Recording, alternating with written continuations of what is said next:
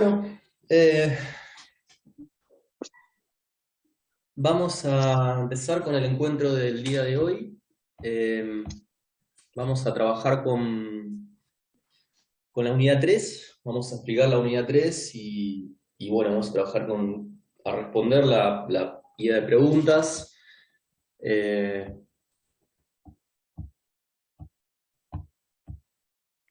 y bueno, vamos a trabajar con eso. El martes que viene es feriado, es carnaval, así que bueno, vamos a ver qué hacemos, si les dejamos un video o si podemos coordinar algún encuentro en algún momento que ustedes no estén cursando. Seguramente van a preferir el video. Pero bueno, con trabajar la unidad 3 hoy y la semana que viene ya cerrar con la unidad 4, ya con eso ya terminaríamos eh, con el programa. Bien, bueno, vamos a empezar. Eh,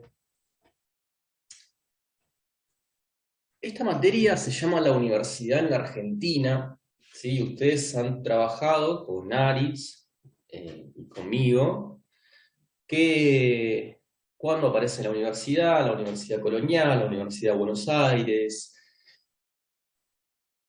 y todo esto tiene que ver con el objetivo de la materia, que es estudiar a la universidad a lo largo de su historia en nuestro país. Bien, nosotros vamos a comenzar a trabajar en el día de hoy qué sucede con la universidad durante el gobierno de Perón, durante el peronismo. Bueno, ¿por qué hacemos esto? ¿Por qué trabajamos la universidad durante el peronismo y no durante otro periodo histórico? Nosotros pensamos que cuando eh, que con el peronismo se da una mirada distinta, se da un cambio en la educación superior, en la universidad, que es algo que no pasa o no se vio anteriormente. Vamos allá, les adelanto que es este cambio, eh, esta innovación que va a tener el peronismo con respecto a la universidad, que es eh, pensar a la universidad en función de los sectores trabajadores y del trabajo.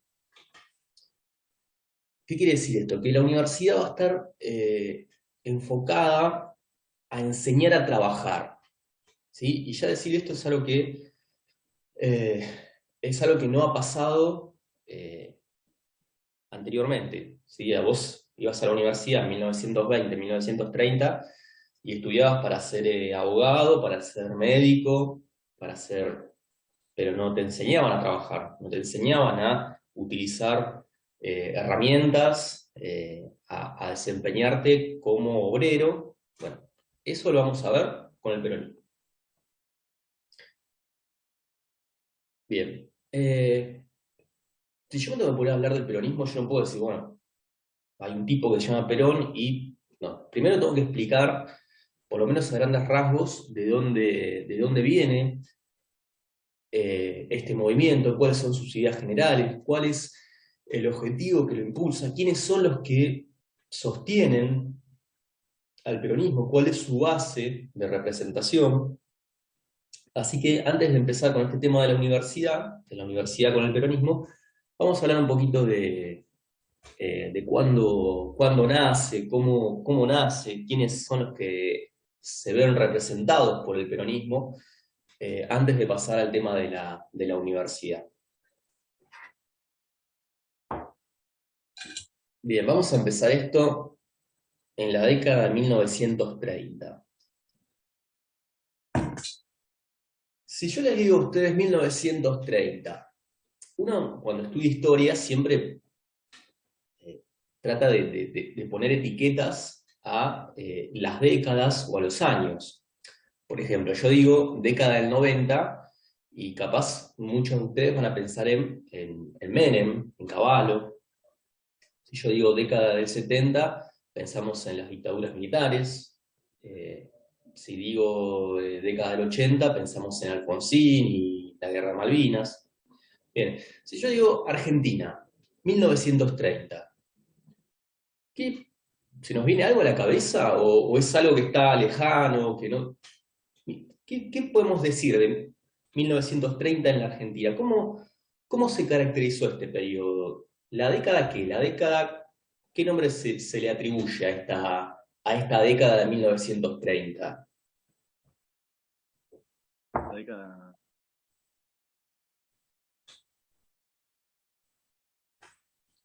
¿La década? ¿Del infame? Muy bien, la década infame. Así como el kirchnerismo le ha puesto a sus 10 años de gobierno la década ganada, la historia, la historiografía, ha denominado a la década del 30, en realidad es un poco más que una década, porque si uno ve, no es que en 1940 ya se termina lo infame y se pasa a otra cosa, no. La década infame dura hasta 1943. Es decir, en rigor es más tiempo. ¿Por qué le decimos la década infame? Obviamente si decimos el adjetivo infame es porque algo bueno en esa década no hay, ¿sí? ¿Qué, qué pasa acá en esta década? ¿Por qué es infame? ¿Qué hay?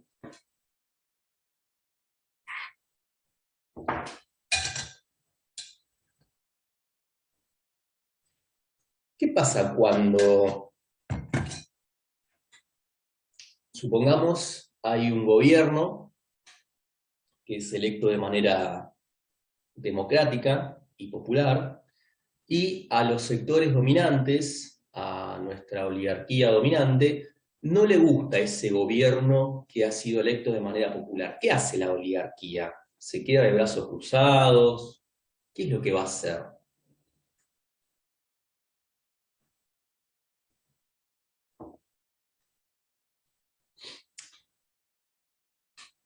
Bueno, lo que hace una oligarquía, esta oligarquía, cuando hay un gobierno que no les gusta, lo que hacen es hacer un golpe de Estado, ¿sí?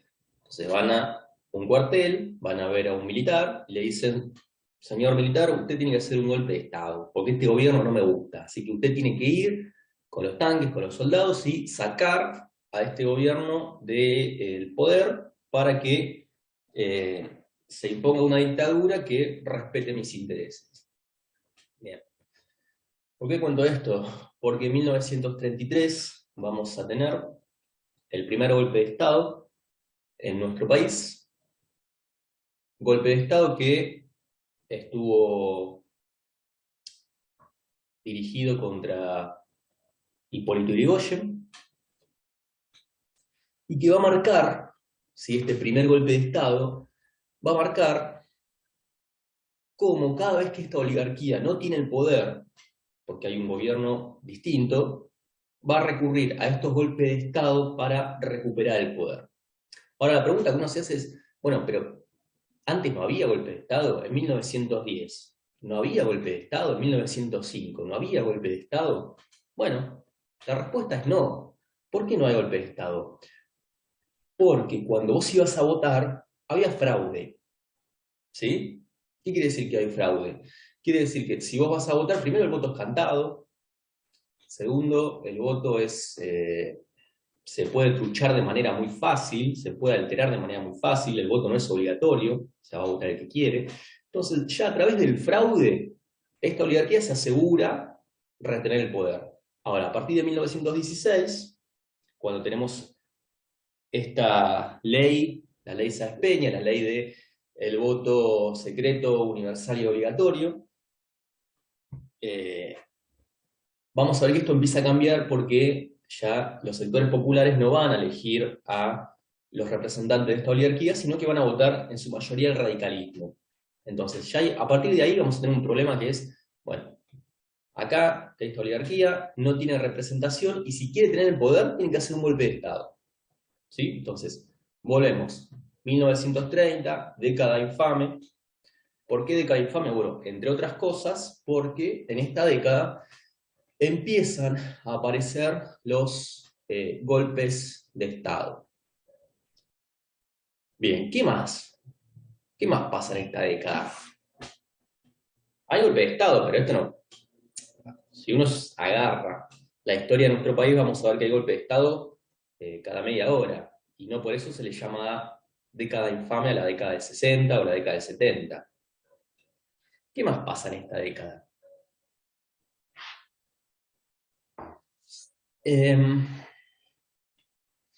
Si yo les digo 1929, 1930, ¿qué pasa en el mundo? ¿Qué acontecimiento va a provocar que las economías mundiales se empiecen a ver realmente jodidas? ¿Qué pasa con...? Sí, bueno, la Segunda Guerra Mundial empieza en el 39, 1939, pero antes, 1929, 1930, ¿qué pasa ahí? Con la economía, no con la guerra. ¿Qué tenemos? ¿La caída de qué? ¿La caída de la bolsa? Muy bien. 1929, 1930 tenemos el crack o la caída de la bolsa de Wall Street que va a hacer pelota a todas las economías mundiales. Ahora, bueno, ¿qué tiene que ver esto con la Argentina? ¿Qué tiene que ver esto con el peronismo? Si se acuerdan un poquito de esto de cuando hablamos de la Universidad de Buenos Aires, nosotros dijimos algo de la economía de nuestro país. ¿Cómo es la economía argentina en 1930, 1920, 1930? ¿Cómo se llama ese modelo? ¿Modelo qué? ¿Qué es lo que exportamos? ¿Qué es lo que importamos?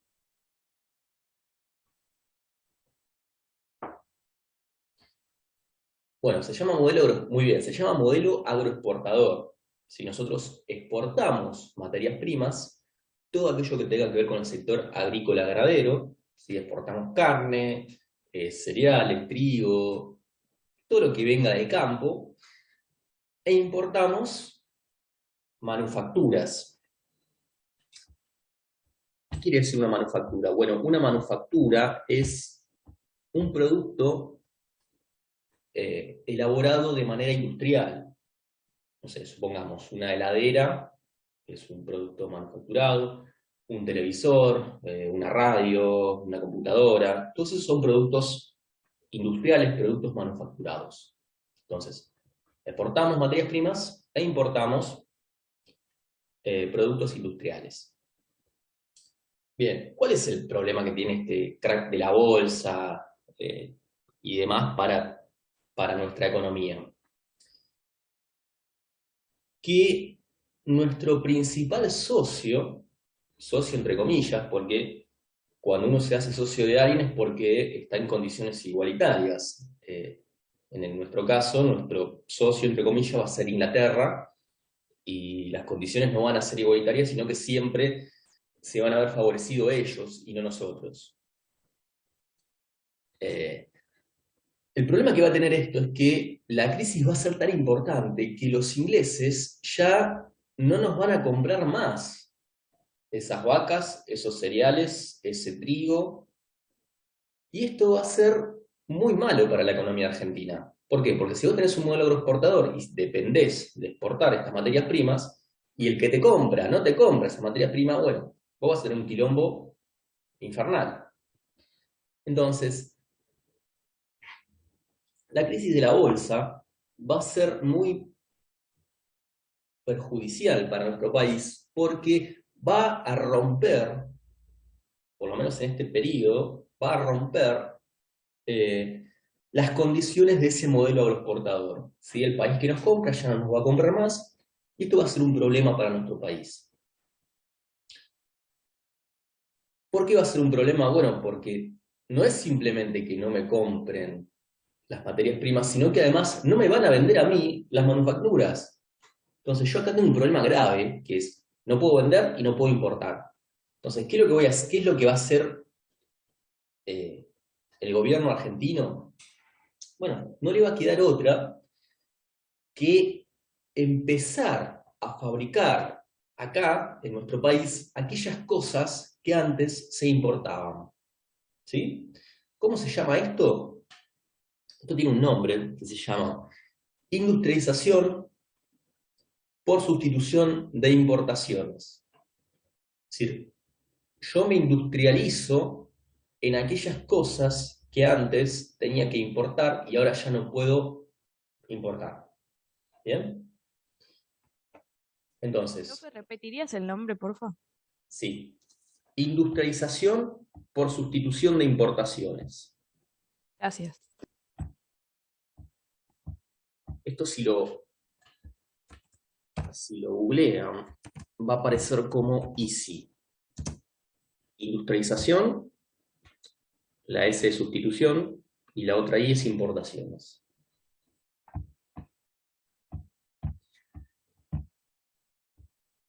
Bien, entonces volvemos. Década infame, golpe de Estado, crisis de la bolsa, industrialización por sustitución de importaciones, y algo más. Si nuestro modelo es un modelo agroexportador, quiere decir que la mayor parte del trabajo va a estar en el campo. ¿Sí? Si nosotros no tenemos industria, entonces la mayor parte de los trabajadores, ¿dónde van a trabajar? Van a trabajar en el campo, en el sector agrícola ganadero. Cuando yo tengo esta crisis de la bolsa, tengo esta crisis económica, lo que va a pasar es que esos sectores rurales, esos trabajadores, esos peones, ese tipo que está laburando en el campo, cuando vea que no tiene trabajo, ¿qué va a hacer? Va a dejar el campo y va a trasladarse a la ciudad. Entonces, a partir de esta década, lo que vamos a tener son migraciones internas muy fuertes del campo a la ciudad. ¿Sí? Entonces vamos a ver que, no sé, un tipo que trabaja en el campo en el interior de Buenos Aires, como no tiene laburo, va a venir a buscar trabajo a la ciudad. Entonces, lo que yo voy a ver es que una gran cantidad de gente se traslada del campo a la ciudad. No es casual que en esta década aparezcan lo que conocemos como las villas miseria.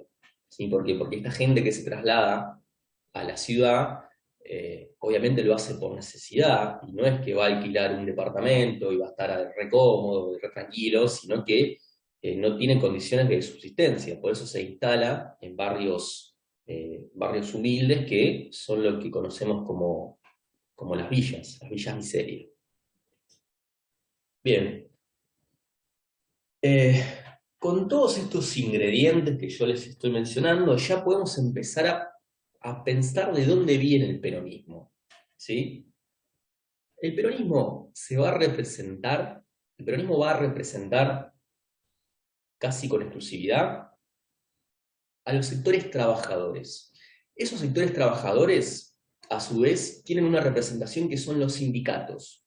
¿Sí? Entonces, yo en esta década, en la década del 30, lo que voy a ver es que hay una gran cantidad de trabajadores que vienen a la ciudad, que se insertan como pueden, empiezan a trabajar, y una vez que empiezan a trabajar, lo primero que van a hacer, porque también no les queda otra, es afiliarse a los sindicatos. Entonces, en la década del 30, los sindicatos cada vez van a tener más fuerza.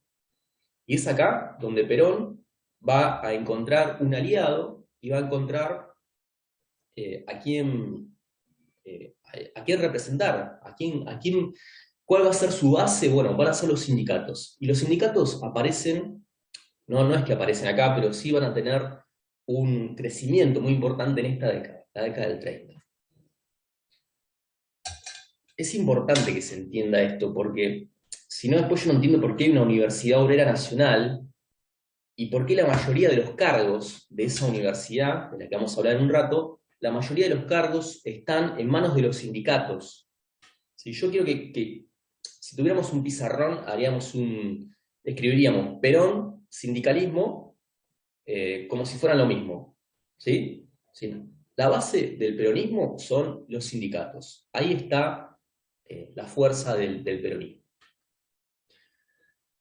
Bien. Decimos algo más de esto y luego pasamos al tema de la universidad. Eh, Ayer comentaban recién, cuando yo les preguntaba qué más pasa en la década del 30, comentaban que empieza la Segunda Guerra Mundial, ¿sí? La Segunda Guerra Mundial empieza en 1939 y dura 6 años hasta 1945. Bien, ¿quiénes pelean en la Guerra Mundial? Si tenemos que agarrar un mapa y pintar y decir, bueno, quiénes son los aliados? ¿De qué lado está Inglaterra, Francia? ¿Qué se acuerdan de esto? ¿Qué bandos tenemos en la Segunda Guerra Mundial? ¿Quiénes son los que pelean?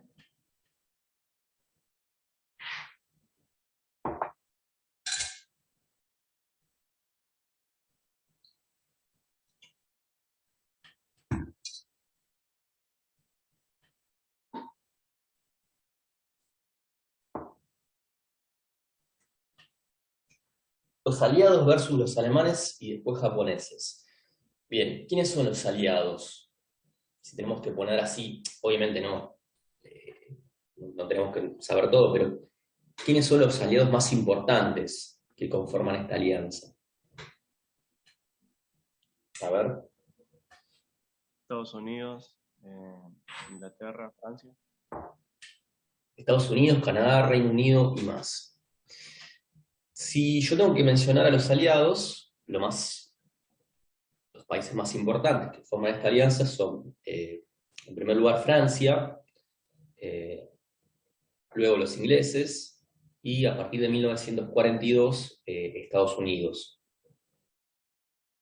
Y a partir de 1941, la Unión Soviética se va a sumar también a este bando en contra de los alemanes. ¿A quién tenemos enfrente? Tenemos a los alemanes, a Italia y a partir de 1941 a los japoneses. Bien. Ahora, la pregunta que tenemos que hacernos es la siguiente. ¿Qué posición va a tener la Argentina con respecto a la guerra? ¿Va a estar a favor de los alemanes? ¿Va a estar a favor de el Reino Unido? ¿Va a estar a favor de los japoneses? ¿Qué posición va a tener la Argentina en la Segunda Guerra Mundial? Bueno, la posición que va a tener nuestro país en la guerra va a ser algo muy parecido, muy bien, va a ser algo muy parecido a lo que pasó en la Primera Guerra Mundial, donde nuestro país mantuvo una posición de neutralidad. Sin embargo, la presión que va a ejercer Estados Unidos sobre nuestro país para que se sume a su bando, para que se sume al bando aliado, va a ser tan fuerte que en los últimos meses de la guerra termina en mayo del 45, un par de meses antes, febrero, marzo, la Argentina le declara la guerra a Alemania. ¿Sí? Es decir, ya cuando el partido estaba terminado, cuando faltaban 5 minutos para que termine el partido, nuestro país le declara la guerra a los alemanes. Y esto es por una presión muy fuerte de Estados Unidos para que la Argentina se incorpore a la guerra. Bien, ¿qué tiene que ver todo esto con Perón?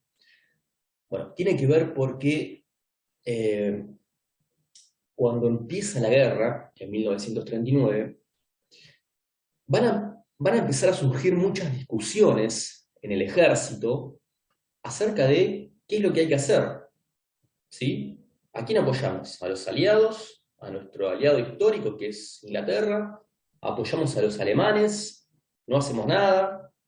Bien, en esas discusiones sobre lo que había que hacer, una de las posturas es una postura de entrar en la guerra en favor de los aliados. Y otra postura es la de mantener la neutralidad. Esa postura, la de ser neutrales, va a ser una postura que va a sostener, entre otros, Perón, Juan Domingo Perón. Bien. Esta disputa entre estas dos posturas, entre entrar a la guerra a favor de los aliados o mantenerse en el molde, va a provocar que en el año 1943 se dé un golpe de Estado, pero ahora ese golpe de Estado no va a estar encabezado por la oligarquía, sino que va a estar encabezado por un grupo de oficiales que se denominó a sí mismo como el GOU.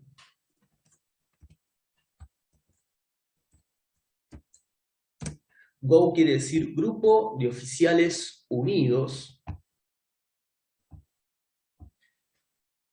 y cuyo principal objetivo era mantener la neutralidad de nuestro país.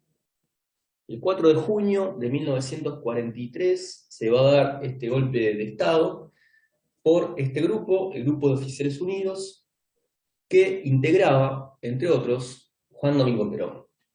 ¿Sí? Entonces, ya con todo esto que les contamos muy rápido, casi en media hora, ya tenemos una idea de dónde viene el peronismo.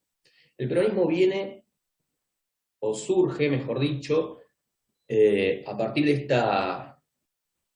esta idea de mantener la neutralidad en la guerra, y una vez que se llegue al poder,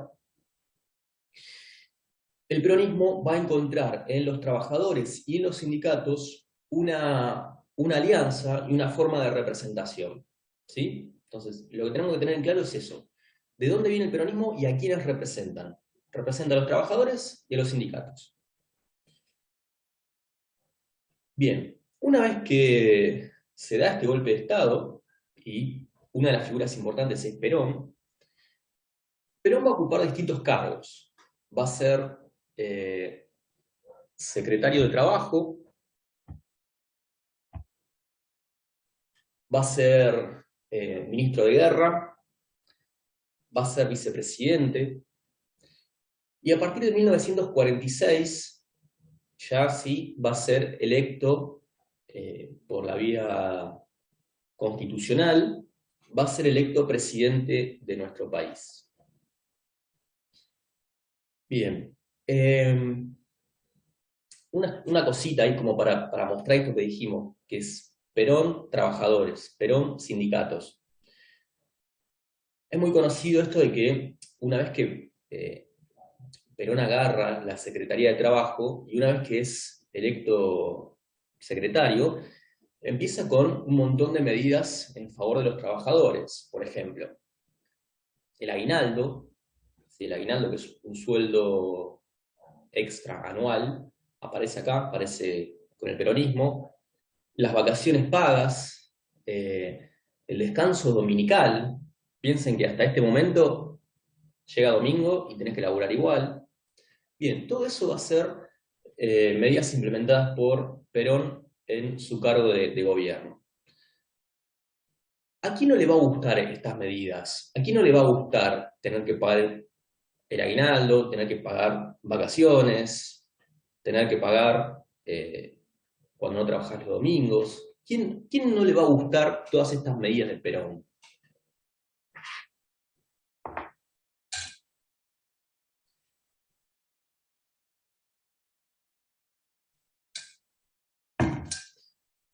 Bueno, pensemos lo siguiente. Si yo soy un tipo de mucha plata y tengo fábricas, empresas, y aparece, claro,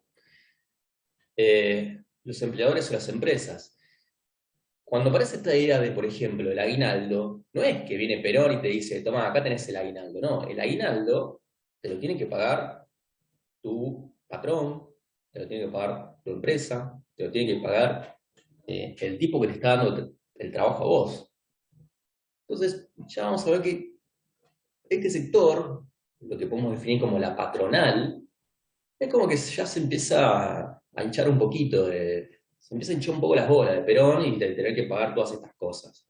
Entonces, este sector, ¿sí? El que podemos decir como la patronal, junto con la diplomacia de Estados Unidos, que todavía tiene en la cabeza esta bronca de por qué la Argentina no entró antes a la guerra, van a empezar a presionar para que metan preso a Perón, ¿sí? Y se dejen de joder con todas estas cosas, con todos estos derechos a los trabajadores. Bueno, esto va a pasar, a Perón lo meten preso, lo llevan detenido a la isla Martín García, y acá es cuando, nuevamente, volvemos a lo que dijimos, los sindicatos se movilizan a la Plaza de Mayo, y se va a producir este acontecimiento tan famoso para la liturgia peronista, que es el Día de la Lealtad. El 17 de octubre de 1945, estas masas obreras organizadas por los sindicatos van a lograr finalmente que terminen liberando a Perón, y de esa manera se da un triunfo, si se quiere, de estos sectores por sobre los que mencionamos. Bien, una vez que se da la liberación de Perón, Perón decide presentarse como candidato en 1946 y termina ganando las elecciones. Perón va a ser presidente de 1946 a 1952, en un primer periodo. Recuerden que las presidencias acá duran 6 años, no duran 4, duran 6. Y luego fue electo nuevamente presidente, tendría que haber sido electo presidente hasta 1958. Del 52 al 58. Bueno, ¿qué pasó en el medio? 1955, golpe de Estado, derrocan a Perón y Perón se tiene que exiliar en el extranjero. Bien, en esos años, en esos casi 10 años de peronismo, nosotros nos vamos a encontrar con la Universidad Obrera Nacional, que es el tema que nos interesa para hoy. La Universidad Obrera Nacional fue una universidad que se fundó, que se creó en 1953. Y que duró muy poquito, porque duró casi 1 año y medio, 2 años. Se funda en el 53, y cuando viene este golpe de Estado en 1955, la universidad no es que se cierra, sino que cambia.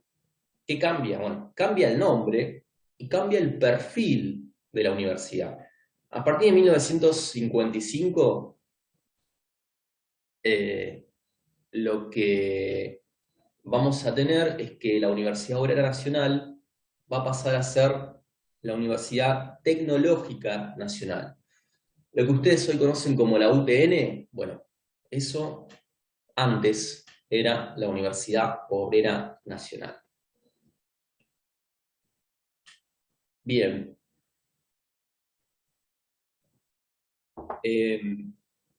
Ahí quedan 3 minutos. Decimos una cosita más y nos desconectamos y después volvemos otra vez al mismo link, así ya hablamos un poco de esto y cerramos este tema. La Universidad Obrera Nacional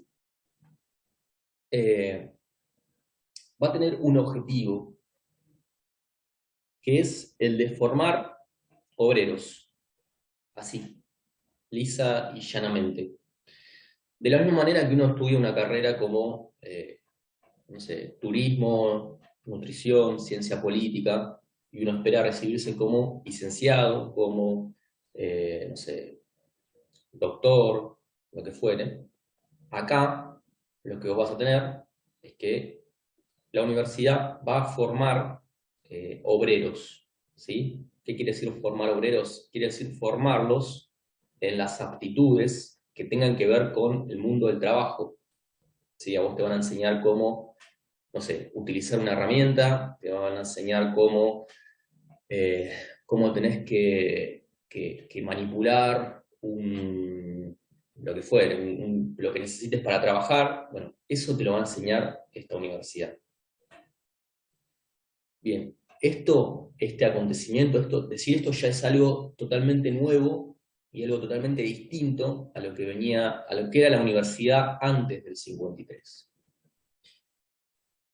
Entonces, Universidad Obrera Nacional dura 2 años, después se pasa a llamar UTN. ¿Cuál es el objetivo que tiene? Bueno, tiene el objetivo de formar, de instruir a los obreros para que puedan desempeñarse de una manera más clara y más eficiente.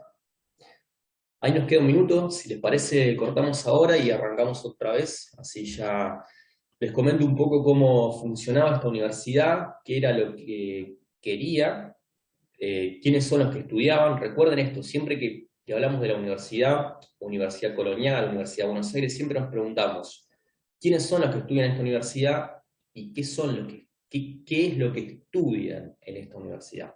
Si tenemos en claro eso, vamos a poder digerir bien esta unidad para el examen final. Así que bueno, cerramos acá y después ahora nos volvemos a conectar en el mismo link.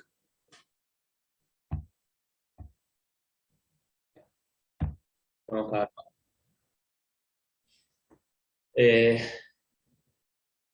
bueno, peronismo entonces, Universidad Obrera Nacional, 1953-1955. ¿Qué es lo que tenemos que saber sobre la Universidad Obrera Nacional? Bueno, cuando yo agarro la guía de preguntas, que es lo que nos interesa a nosotros, vamos a ver que la primera pregunta nos dice lo siguiente, nos dice, bueno, una aclaración, la Universidad Obrera Nacional se crea a través de una ley, ¿sí? Una ley siempre tiene que ser discutida en el Congreso, ¿sí? Entonces viene alguien y dice, yo quiero sancionar esta ley. Bueno, hay unos que están a favor y otros que están en contra. Con el caso de la Universidad Obrera Nacional, obviamente los que van a estar a favor de esta universidad van a ser los sectores que representan al peronismo, y los que van a estar en contra de la universidad van a ser los sectores de la oposición encabezados, fundamentalmente, por la Unión Cívica Radical. El radicalismo va a estar en contra de la creación de esta universidad. Entonces la pregunta nos dice, ¿cuál es el debate? ¿Qué es lo que dicen los peronistas? ¿Qué es lo que dicen los radicales? ¿Por qué los radicales están en contra de que se cree una universidad? Bueno, eso es lo que tenemos que tratar de responder. La oposición, el radicalismo, va a decir lo siguiente. Va a decir, ustedes, peronistas, que quieren crear esto, bueno, esto que quieren crear no es una universidad. Es cualquier cosa, pero no es una universidad. ¿Por qué? Porque en una universidad, ¿qué se enseñan? Se enseñan saberes universales. Entonces, ¿qué quiere decir un saber universal? Un saber universal es un saber que, independientemente del lugar y del tiempo, es siempre el mismo. Entonces, supongamos, yo quiero estudiar, no sé, un triángulo, un cuadrado. Bueno, un triángulo y un cuadrado son lo mismo acá, en el conurbano bonaerense, que en China, en Rusia. Bueno, eso es un saber universal. Hay saberes que son independientes del lugar y del tiempo. Y eso es lo que tiene que enseñar una universidad. Una universidad tiene que enseñar literatura, tiene que enseñar historia universal, tiene que enseñar geografía, tiene que enseñar matemática. Bueno, los radicales dicen esto. En una universidad tienen que enseñar saberes universales. Y lo que ustedes quieren hacer con eso es un mamarracho que no es una universidad. Ese es el primer argumento. El segundo argumento es, esto que ustedes quieren hacer no es una universidad inclusiva, ¿sí? No es algo inclusivo, sino que en realidad es algo que excluye. La universidad que ustedes quieren crear, ¿sí? No es inclusiva, sino que es exclusiva. ¿Por qué? Porque si vos en una universidad decís que únicamente pueden estudiar los obreros, vos estás excluyendo al resto que no es obrero. ¿Se entiende? Es decir, yo no soy obrero, no puedo estudiar ahí. Entonces, los radicales le van a decir, ustedes peronistas, lo que quieren acá hacer es un mamarracho porque esto no es ni una universidad ni es democrática. ¿Sí? Es una universidad excluyente. Bien, ¿qué va a decir el peronismo? ¿Qué van a decir los sectores peronistas? El peronismo va a decir, nosotros necesitamos formar obreros para atender a las necesidades de la industria local. Si tenemos que formar obreros que sirvan y que estén capacitados para trabajar en la industria nacional. ¿Por qué? Porque nuestro modelo no es un modelo agroexportador, sino es un modelo industrial. ¿Sí? No es un modelo donde exportamos vaquitas e importamos productos industriales, sino que es un modelo en donde somos nosotros los que fabricamos nuestras propias productos industriales. Y además, lo que dice el peronismo es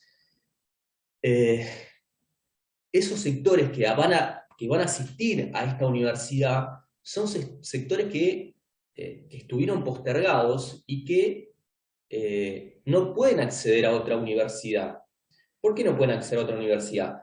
Porque como son obreros, tienen que trabajar. Entonces no pueden estar estudiando y trabajando al mismo tiempo. ¿Sí? Entonces, la universidad, para el peronismo, tiene que atender a las necesidades de la industria nacional. Bien, eso es más o menos la primera pregunta. Esta universidad estaba separada en facultades. Cada facultad está en distintas partes del país. Entonces, vamos a tener una facultad en Córdoba, en Mendoza, en Buenos Aires, en Rosario, etcétera, etcétera. ¿Cuál es la función que tienen estas facultades? Cada facultad tiene que resolver los problemas que sean problemas que tengan que ver con el lugar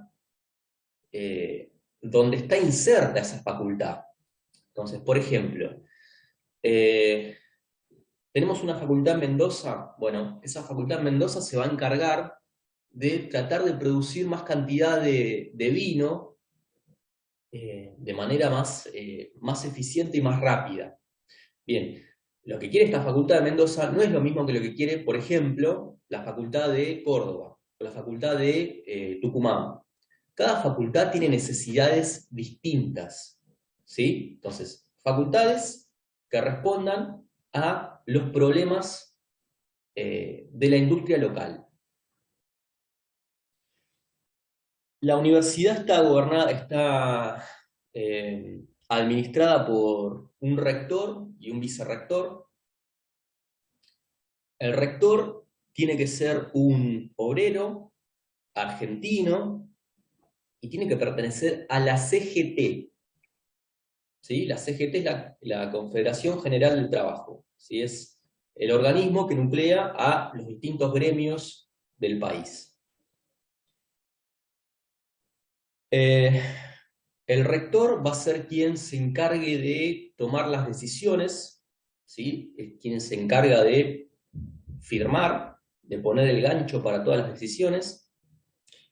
Y el vicerrector es quien se encarga de armar los planes de estudio, es quien se encarga de la parte académica, ¿sí? ¿Quién va a ser este docente? ¿Qué materias se van a estudiar?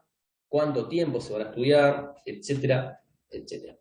Eso lo hace el vicerrector. Entonces, rector se encarga de las decisiones. Vicerrector se encarga de qué es lo que se va a estudiar.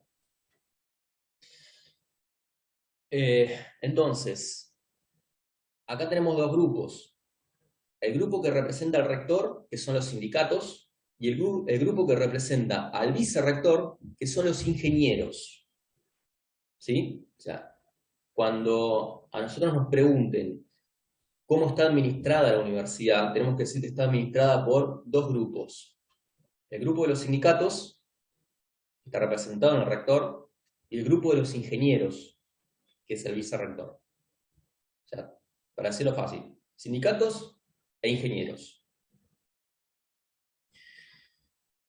Bien, ahí ustedes tienen una pregunta también que dice, cuando Perón manda el proyecto de ley de esta universidad, Perón va a hacer una crítica a lo que se denomina el saber tradicional. Bien, ¿qué quiere decir esto del saber tradicional? Perón va a decir que acá lo importante son los saberes que estén vinculados a la industria. ¿Sí? Entonces va a decir Perón, es más importante los pies que la cabeza. ¿Por qué? Porque es más importante un trabajador que sea leal y que esté al servicio de la industria nacional que un tipo que está en una biblioteca leyendo libros. Porque ese tipo que está en la biblioteca leyendo libros no genera ningún valor para el interés nacional. Entonces, es más importante un trabajador que un académico que está leyendo libros. ¿Se escucha bien o más o menos? Acá me pregunta Abigail. ¿Se escucha bien?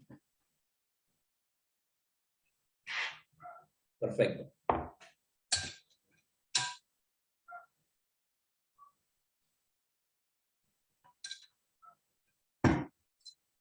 Y además, dice Perón, dice con respecto a esto, dice, ese tipo que está encerrado en una biblioteca leyendo libros, adquiere un saber que es un saber que lo que hace es dominar. ¿Por qué? Porque si yo, para decirlo en otras palabras, el tipo que lee va a dominar al tipo que no lee. Y para Perón eso está mal. ¿Por qué? Porque ese tipo de saber no libera, sino que domina. Entonces Perón va a decir, acá lo importante son tipos que laburen y hagan crecer a la industria nacional.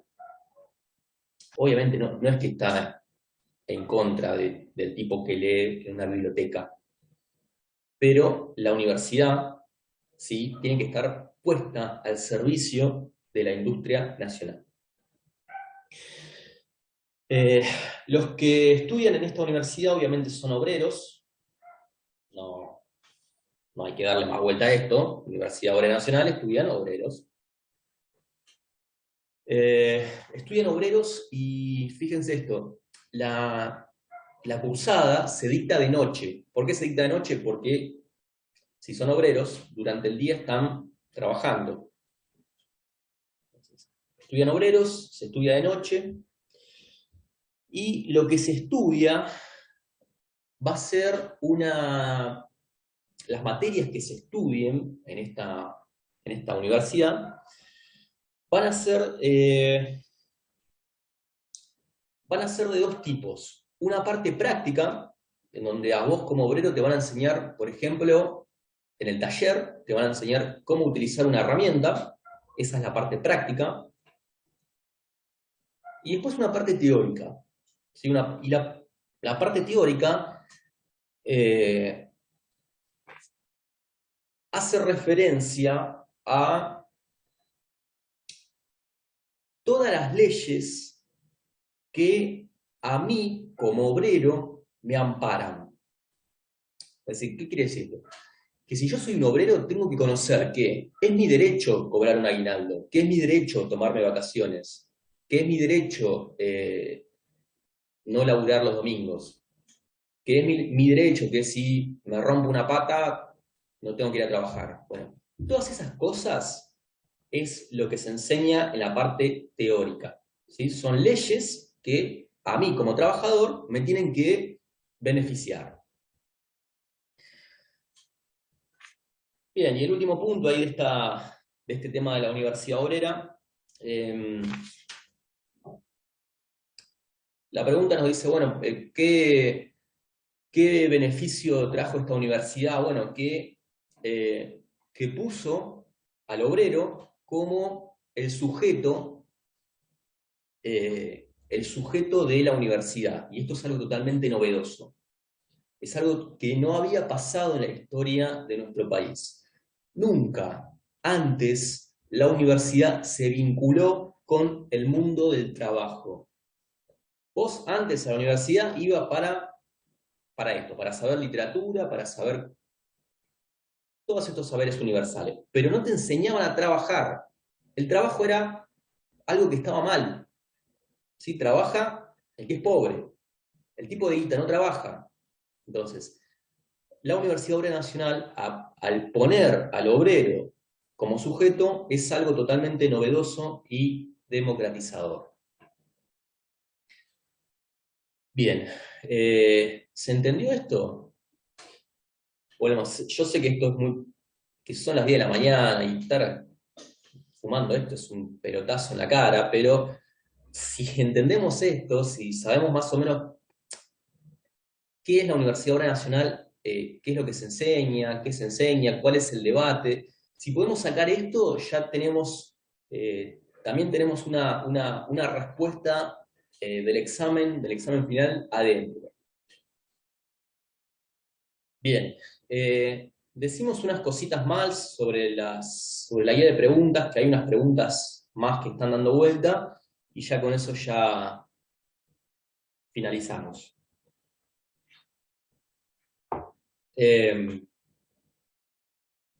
Bueno, ahí tienen unas preguntas que hablan sobre leyes universitarias. Durante el peronismo se sancionan leyes que tienen que ver con la universidad y los estudiantes. Entonces, una de las preguntas nos dice, bueno, ¿cuál es el objetivo de la universidad pública durante el peronismo? ¿Y la respuesta cuál va a ser? La respuesta va a ser más o menos lo que venimos diciendo, que es enseñar. ¿Sí? La universidad es una institución de grado superior que lo que hace es enseñar en favor del engrandecimiento de la nación. Ustedes siempre a ver, vamos a hacer de cuenta que estamos en el final y aparece una pregunta de estas, ¿no? Entonces, siempre que me pregunten sobre el peronismo, siempre va a haber, siempre va a estar esta cuestión de servir a la nación, engrandecimiento a la nación, favorecer los intereses de la nación. Siempre que tengamos que responder algo del peronismo, pensemos que la cuestión nacional, la palabrita nación, siempre va a ser el objetivo final del peronismo. ¿Sí? Entonces, cuando estudiemos, pensemos esto siempre. Siempre está la cuestión nacional ahí como objetivo. Entonces, ¿cuál es el objetivo de la universidad? El engrandecimiento de la nación. ¿Cómo lo hacemos esto? Bueno, a través de la investigación científica, a través de difundir el saber, la cultura, bueno, todo esto que está por ahí dando vuelta. El gobierno, la universidad, está administrada por un rector, ya dijimos. Ahora, a ese rector lo coloca el presidente.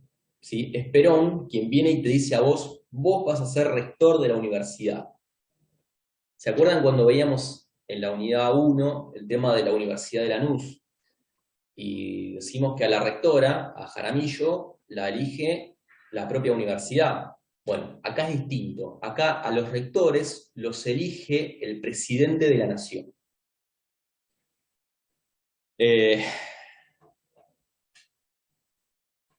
Los estudiantes, los tipos de estudiantes que tenemos en la universidad, el estudiante puede ser regular o libre, y tiene dos tipos de becas, una beca de estímulo y otra beca de estudio.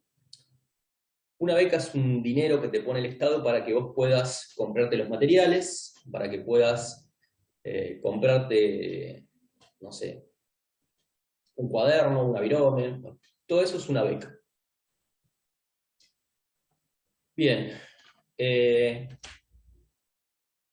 Y por último, ya para cerrar con este tema, con este encuentro.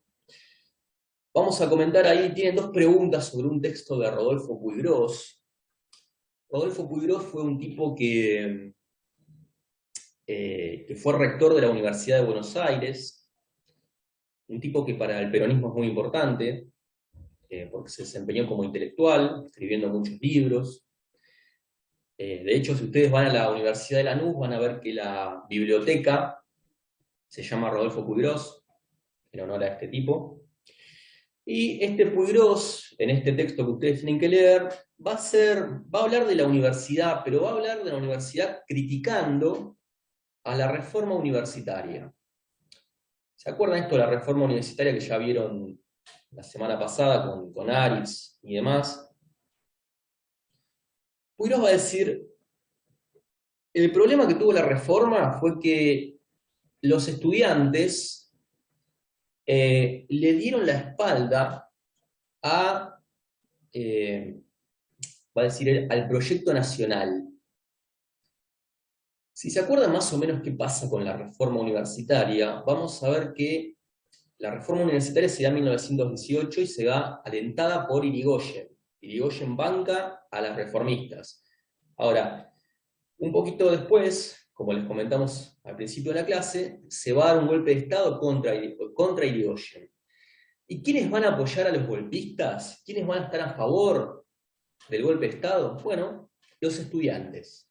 Entonces acá uno se pregunta, che, ¿qué onda? ¿Qué pasó? Porque estos estudiantes son apoyados por Irigoyen y un tiempo después le hacen un golpe de Estado. ¿Qué pasó ahí? Bueno, Puiggrós va a decir, estos estudiantes, para decirlo en criollo, se terminan creyendo que no son parte del pueblo y terminan dándole la espalda al pueblo.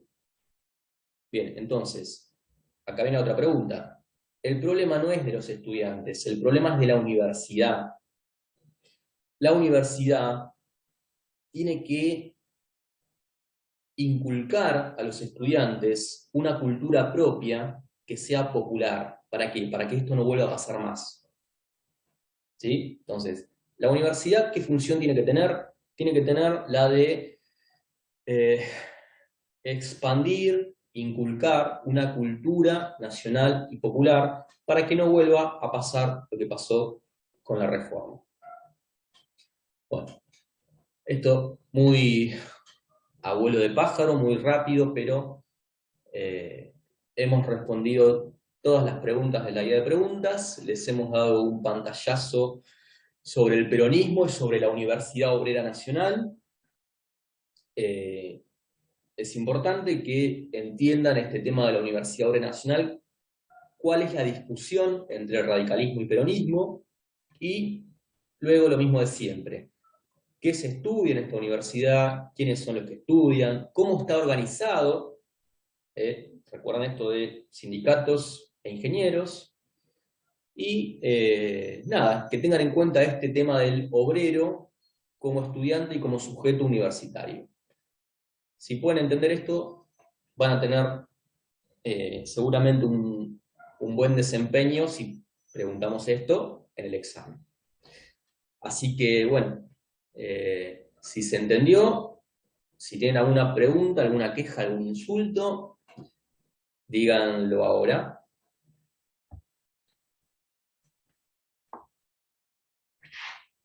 ¿Se entendió esto? Bueno.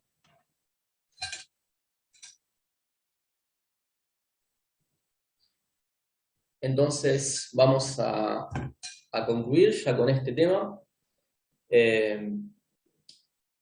Les recordamos que la semana que viene es feriado, así que seguramente van a tener o algún video sobre la unidad 4, que es la última unidad, o veremos qué haremos, pero seguramente van a tener un video porque ya después no nos dan los días para hacer una clase de más. Así que, bueno, esto después lo subimos al campus, esta clase está grabada, así que si quieren volver a verla, y si no, tienen la posibilidad de preguntarnos cualquier cosa a través del campus. Así que, bueno, espero que estudien, que lean esto, y que si tienen alguna duda, pregunten. Así que, bueno, de mi parte, nos estaremos viendo. Seguramente grabemos un video o otra cosa. Y bueno, nada, cuando sepamos la fecha del examen se lo vamos a comunicar y nada, estamos a disposición para cualquier cosa. Así que, bueno, nos vemos pronto.